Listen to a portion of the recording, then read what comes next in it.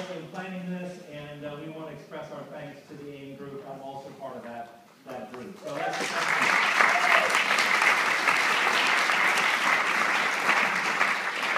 also the UNC Students for Justice in Palestine, and I see several of them here today also. We're very glad that you could be co-conveners with us in this event. Also, the Salam Shalom Committee of the Church of Reconciliation, and I see several of them here as well. For all these committees.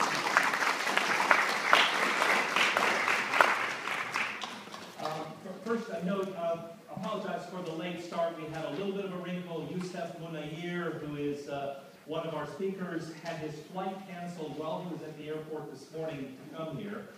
We've been working on an arrangement to Skype him in, and it looks like that will work. So we'll still get Youssef's input. He was very, very sorry and wanted to express his regrets. He was so looking forward to being here, and his flight was canceled, and he couldn't get another one that had gotten him here in time. So a little scurrying around at the beginning. Thank you for your patience. We want to thank the Global Education Center for the use of this wonderful facility. That's been a great gift. I'd also like to thank Sharon and Shofi and Allison Davidson for the refreshments, which will be at the break. And special thanks to our good friend Jamil Kadura, the proprietor of Mediterranean Deli, who donated all the pita today. And so we want to thank him.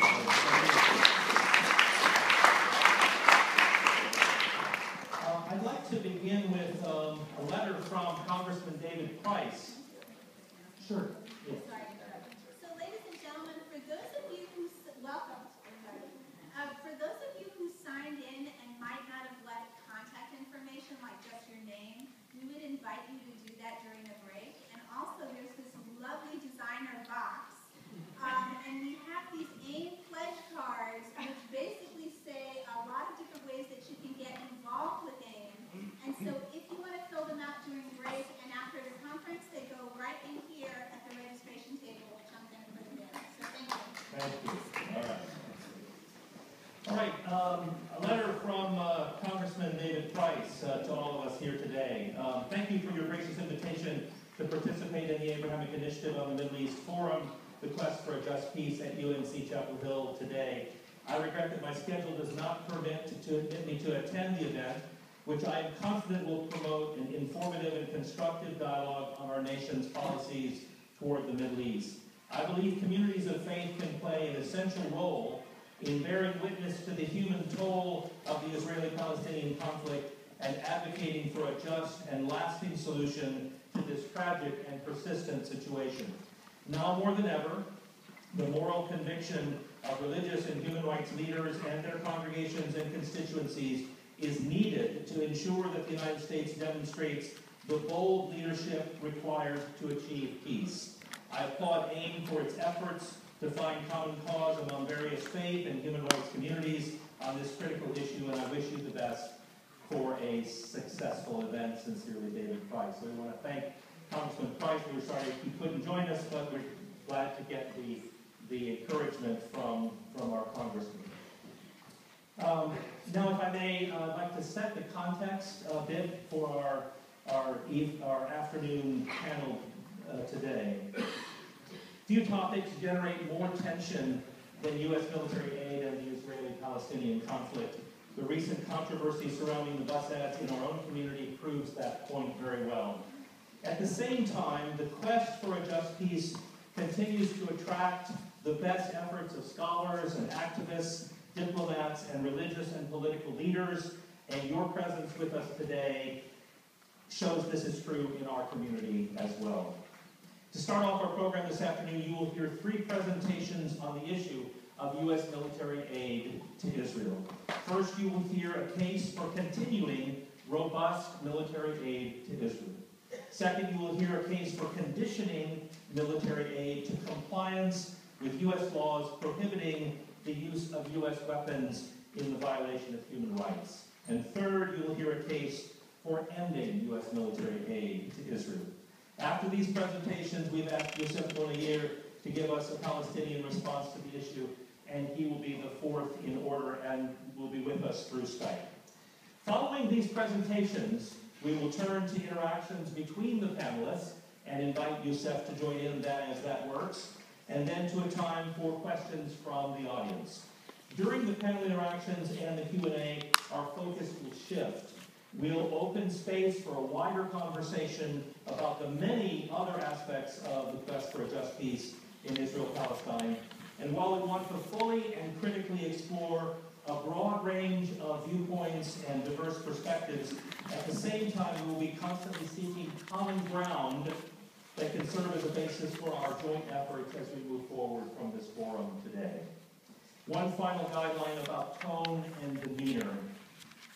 Our three co-convening organizations and our distinguished panelists are all keen to demonstrate that robust and respectful discussion of hot-button issues is not only possible but essential. Disagreement need not degenerate into discord and estrangement. Let it be instead the grist for deeper understanding. We aim to model civility and respect for one another in our exchanges, and we ask everyone's help today to achieve that goal. Now briefly to some introductions of our speakers. First up is Dr. Eric Myers. Dr. Myers is the Bernice and Merton Lerner Professor of Religion, Director of the Center for Jewish Studies at Duke University. Dr. Myers holds academic degrees from Dartmouth, Brandeis, and the PhD with distinction from Harvard University in Near Eastern Languages and Literature, specializing in Bible, Jewish history, and archaeology. Dr. Myers has been a fellow at Wolfson College, Oxford University, a visiting fellow at Princeton University, and a member of the Center of Theological Inquiry at Princeton Theological Seminary.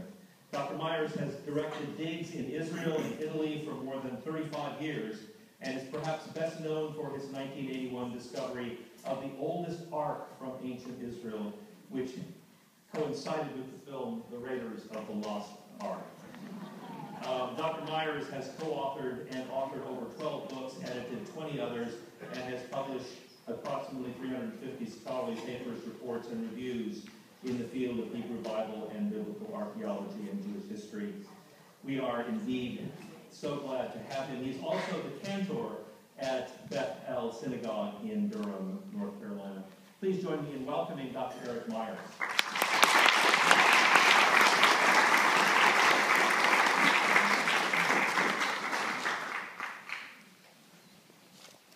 Delighted to be here, and I'm speaking from over here because of technological considerations.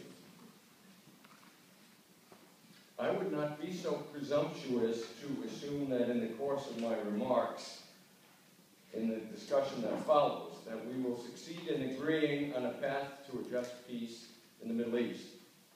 I am here because I believe that the quest for peace is the only hope for the region, and that peace is the only means for Israel to secure a lasting democracy. Moreover, I believe that the continued occupation of the West Bank is a corrupting influence on the Jewish state and the Jewish people as a whole, and the longer it continues, the longer the path to peace will be, if indeed it is not too late already. I am also against divestment, and many of you may be disappointed to learn that I also believe that it is in the best interest of Israel and the Palestinian Authority, as well as the entire region, that a high level of U.S. military aid be maintained. Let me explain.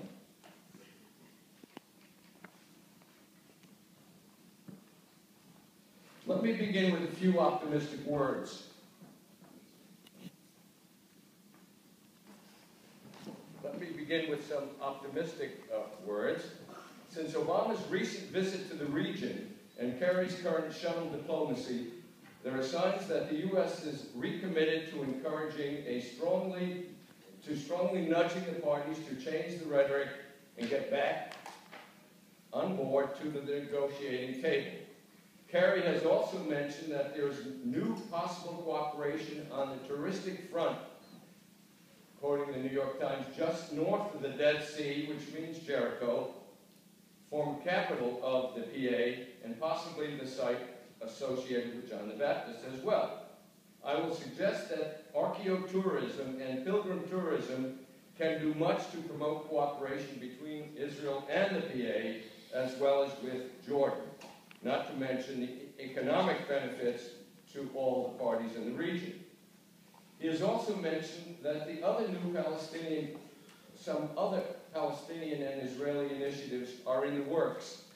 The major breakthrough with Turkey has also reopened a door that had been closed for some time. I think all would agree that Turkey is a major player in the politics of the Middle East. Sorry about the page turning there. And is the only Muslim non-Arab nation besides Iran in the region, and an economic and military powerhouse. As a Sunni nation with a history of toleration that goes back to Ottoman times, and a principled stand during the Nazi era with respect to absorbing Jewish intellectuals and artists, Turkey is well positioned to be a major interlocutor in the peace process. Its absence these past several years, after the unfortunate Gaza flotilla incident involving the Mavi Marmara, has largely been responsible for the present impasse. Its engagement with the current Syrian war and role as a place of refuge and supporter of the rebels has also caused to think about a possible reshaping of Syria and the adjoining states after the fall of Assad. As a Sunni nation with a strong secular tradition, but also with a moderate form of Islamicization in recent years, it could also provide a helpful model to other states in regard to church-state relations, by which I mean First Amendment issues in U.S. terms. Let me also add that the result of recent Israeli elections, adding this to the list of possible signs of hope, in a place where hope has been sorely lacking for a whole long while. Netanyahu's right-wing Likud dominant coalition has been broken, and once again the Israeli electorate has offered a surprise. The Lapid party, Yesh Atid, has said that the religious parties in Israel can no longer dictate terms that traditionally have allowed Orthodox men and women to be free from the draft, a good beginning to allow for a degree of separation of church and state, one of the pillars of democracy. While the new party of Yesh Atid did not openly campaign for peace, the fact that Tzipi Livni has been put in charge of restarting the peace process and its negotiation is also a very good sign. And let me add that regular polling in Israel has constantly demonstrated that 65% of the Israeli population wants to return to negotiation and move the peace process forward, while 25% regularly register that they see little chance for success in any peace talks. During times of terrorism and tension, these statistics routinely turn upside down, but always return to the side of peace, as you can imagine.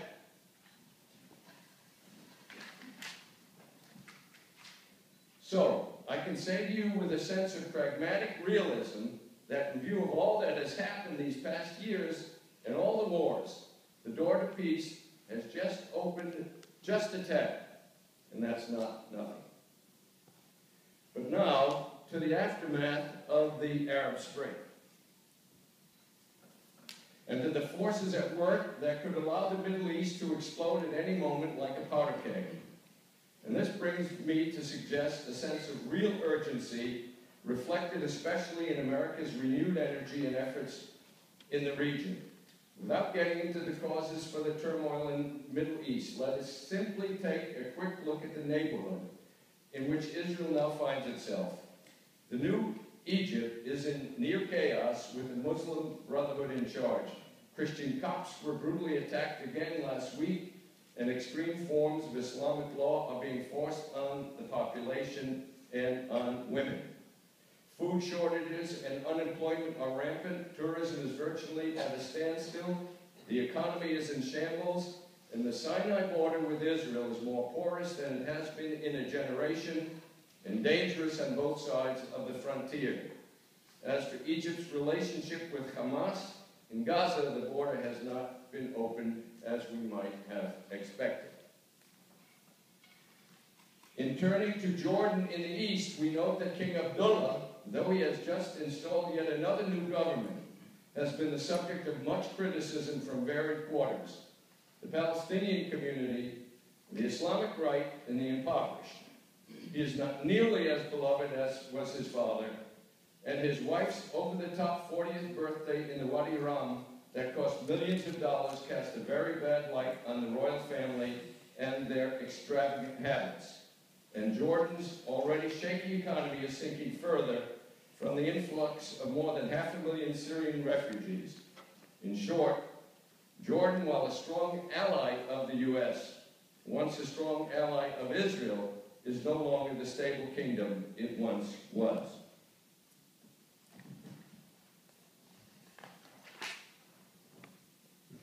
To the north, full chaos reigns. While several million Syrians have escaped to refugee camps in Turkey, Jordan, Iraq, and Lebanon, millions more are homeless in their own country. More than 70,000 are dead, and the end is not yet in sight.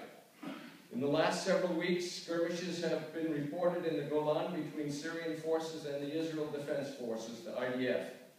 God knows what will happen in Syria, and whatever happens is sure to leave major uncertainty regardless of the winner. The government of Syria's major supporters, Russia, China, and Iran, represent an array of nations that present all sorts of problems to Israel and the United States.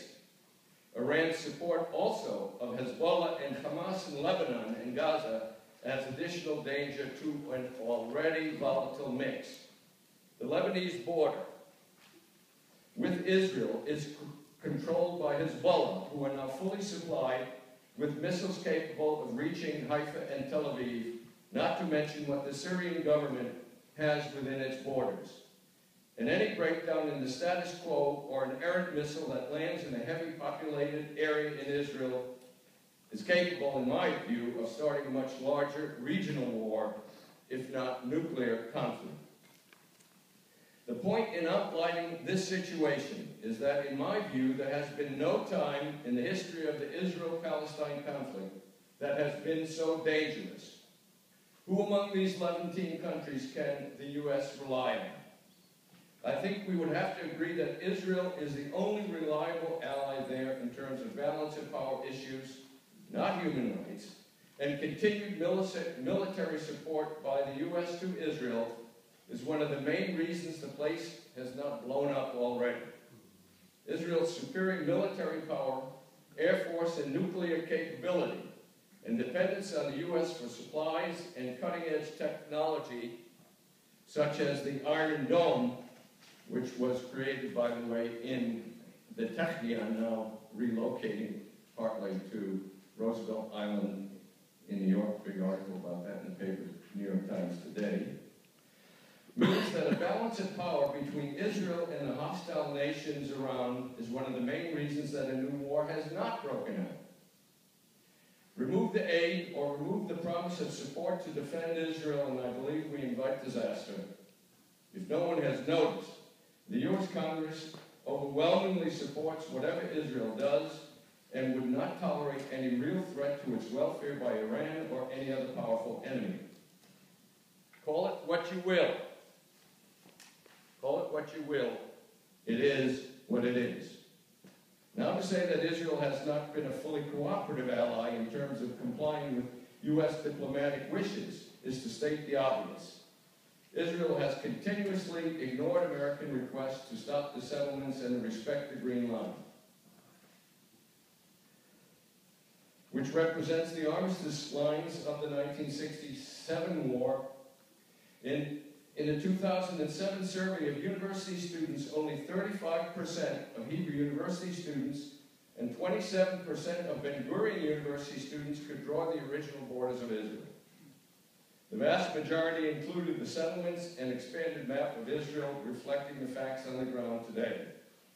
And though President Lyndon Johnson demanded of Israel shortly after the Six-Day War to state its view on the status of the occupied territories and how Israel would manage them, a government report ordered by Prime Minister Eshkol at the time stated clearly that only paramilitary settlements were considered legal and a temporary means to keep the peace without annexation. Israel ultimately used this rubric to justify expansion into all the occupied territories in clear violation of the Fourth Geneva Convention. I freely admit that the expansion of the settlements and the emergence of a hegemonic religious Zionism has been a huge impediment to peace, dividing all the captured lands and into a labyrinth of discontinuous islands of settlers and Arabs. Let's go back one. Has made the idea of a Palestinian state seem like an impossible dream. It has also meant that Palestinian residents of those areas have not enjoyed the rights, minority rights of any sort. 2 wars and 2 intifadas since '67 had made relations between the 2 sibling cultures largely untenable and unmanageable. Each is at the end of their respective rope, and there is hardly any contact between them. Even Israeli Palestinians are segregated in separate schools. Only 1,500 Israeli school children out of a total 2 million go to school with Arab children. Israeli schools are basically segregated, and even religious youngsters do not interact with most other Israelis. How can Jews and Arabs get along if they have virtually no contact with one another? And how can we stop the cycle of violence? How can we stop the cycle of violence that is the main byproduct of the occupation and oppression of the Palestinian population in the West Bank and Gaza? One of the possible organizations that might help, though its track record is not great, is the Quartet, i.e., the U.S., the EU, Russia, and the UN.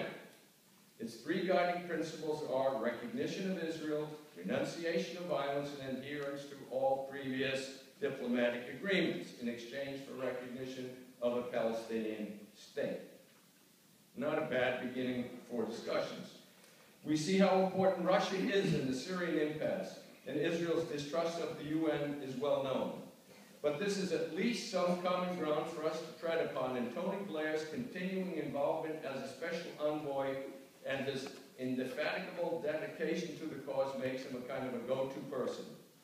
Secretary Kerry is the new U.S. envoy, and Blair's efforts with the Quartet to infuse the Palestinian economy with funding and new projects are well known. He has an office in Jerusalem, and for years that was based at the American Colony Hotel. The Quartet has done things like establish an incubator for Palestinian businesses and helped get the EU to give money to places like ancient biblical Shechem, Tel Balata in Nablus. Kerry's most recent trip to the PA has also focused on the economy of the West Bank, which he believes is, if successful, will provide a helpful model to emulate. I do not believe that, I'm not going to finish in 2 minutes, so I just warn you because of the challenges here. I do not believe any of us here today is sufficiently well informed enough to devise a plan for peace. I do believe in the effectiveness of dialogue that is embedded in the mission of the Abrahamic Initiative, and in that spirit I'm offering a few constructive ideas that may help create some common ground. I do not believe that the BDS movement or efforts to have the UN aid to Israel is in that spirit. Such efforts, I believe, are misguided and hurt the average Israeli citizen who supports a 2-state solution and who is inclined towards peace. I would have thought that the U.S. could have stood much stronger against settlements through the years, and they apparently have now given up temporarily on making withdrawal a precondition for the resumption of peace negotiations. Secretary Kerry and President Obama know what they are doing. Let's give them credit for these new efforts. As for USA, I do believe that simply earmarking a small but significant sum of the total aid package, whatever that may be, for humanistic endeavors, would be a step in the right direction. And I have benefited in my own career from some of those funds in the 1970s, called the U.S. Common Part Program. The U.S. does this everywhere in the region and all over the world. And doing this in Israel to foster better relations between Israelis and Palestinians could make a huge difference. Monies might be earmarked for better health care for Palestinian residents of Jerusalem, or for a cleaner Jerusalem in all neighborhoods. Just look at how municipal services are delivered to Arab neighborhoods in Jerusalem and see how prejudice exists.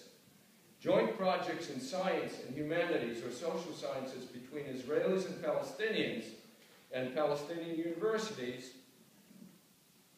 in particular, might be funded in order to bring the two communities closer together. Al-Quds University in Jerusalem is a stone's throw from the Hebrew University, and yet they have no contact except perhaps in my own archaeological school, of which I'm a past director, the W.F. Albright Institute of Archaeological Research on Salah ad-Din Street, where Palestinian historians, archaeologists regularly gather together to talk, have seminars, share bread with Israeli and scholars of all nationalities.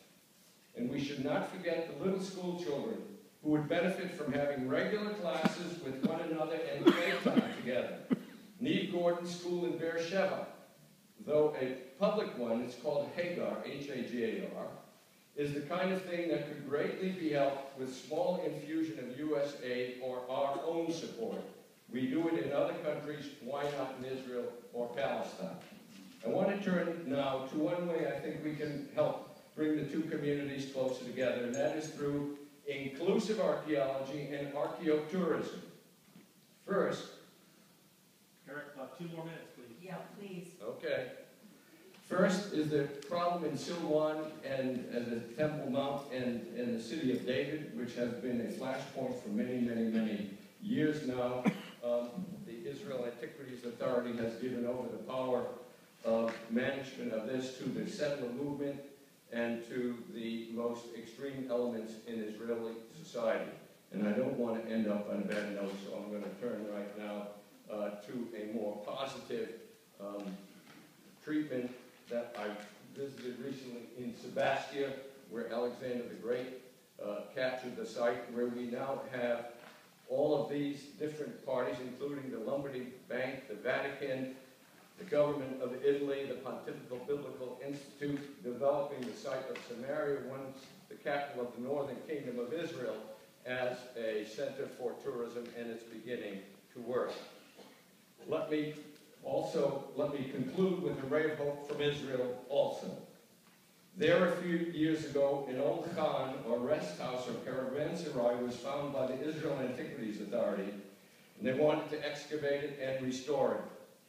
Just look at these Arab kids. Who did they choose to work there? Elementary school children from separate Arab and Jewish schools nearby. Did they get along? Yes. Did they love the work? Indeed. Did the Jewish kids object to digging an Ottoman ruin? No.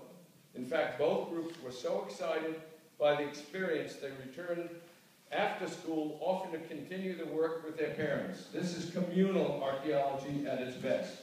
What can we learn from this? In order for two groups to talk to one another with respect, they have to have regular contacts with one another. Respect for one another begins with human interaction. And finally, another example of how archaeotourism operates may be found in a new group called Medsdi Tours, medsdi.net, which conducts tours of Israel and Palestine with two leaders, one Jewish and one Palestinian, with a focus on shared archaeological sites and a shared common heritage, highlighting both cultural narratives. They sponsor both local, domestic, and international tours. And I'm proud to say that they build on an idea that I've been promoting many years in my own writings, that claims from the Palestinian community that they are indigenous to the Holy Land and take their name from the Philistines. We can reliably say today, in light of current scholarship, that the early Israelites were also Canaanites, that both Palestinians and Israelis and Jews are truly descendants of Abraham and Ishmael, brothers and sisters who have legitimate portions in the land we love so much. Thank you.